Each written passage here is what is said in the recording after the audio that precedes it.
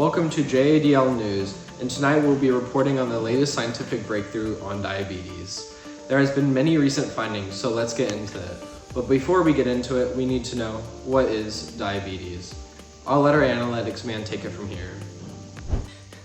The official name of this rapidly spreading disease is diabetes mellitus. When your body digests food, it makes glucose, which is important for fueling your brain and making proteins. The glucose is stored in your liver and muscles by insulin. Someone with diabetes cannot use insulin to store the extra sugar, leading to higher blood glucose levels and symptoms such as dehydration, coma, amputation, and death. Now let's take it from our report on the ground. Now let's interview someone with type 1 diabetes. I have type 1 diabetes. I'm exercising right now because type 1 diabetes is an autoimmune disease. That means my body attacked my insulin-producing cells since it thought they were invaders. Now I cannot make insulin, so now I need injections, medications, and exercise. Now that I'm in the natural habitat of our next interviewee, the gamer, we can see what type 2 diabetes is really like. My body still makes insulin, but my cells don't receive it. Apparently my bad lifestyle of no exercise and fast food caused this.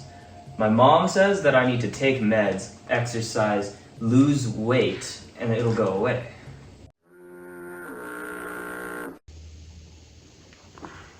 Now for our last type of diabetes, gestational diabetes.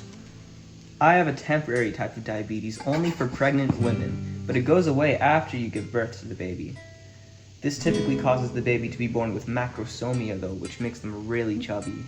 Why is everybody wondering about climate change? Is it real? Is it fake? And how is it connected to diabetes? Take it away, analytics man. Climate change is indeed real, but our scientific thought around it has changed. In the 1950s, we believed that the large climate changes occurred over thousands of years. But until recently, newer studies such as Andrew Douglas' study of tree rings and the younger dryas flower have proved it could be much quicker. For the younger dryas flower, it quickly spread from the Arctic into Europe during the Ice Age. But as Earth warmed up again, the ice level evidence shows that it had vanished in just 3 years. Related to climate change, diabetes directly relates to something very fascinating, body temperature.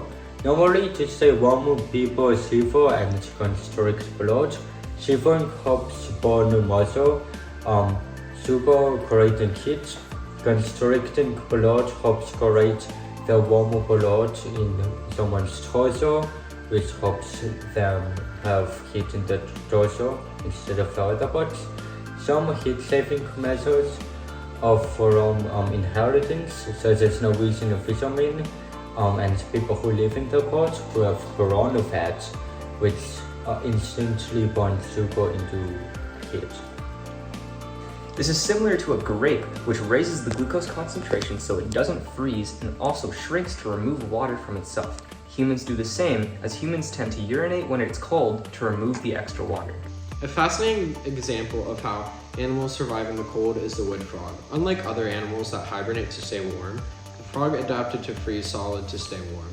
There's no heartbeat, no breathing, no measurable brain activity, and their eyes turn white. You would think they're dead, but this is how it survives. Once the temperature rises, it sprouts up like nothing happened. This has sparked much scientific interest in the cryopreservation and the freezing of humans. So that's everything you need to know about diabetes, and it seems like our show is coming to an end. Thank you for watching JADL News. Bye!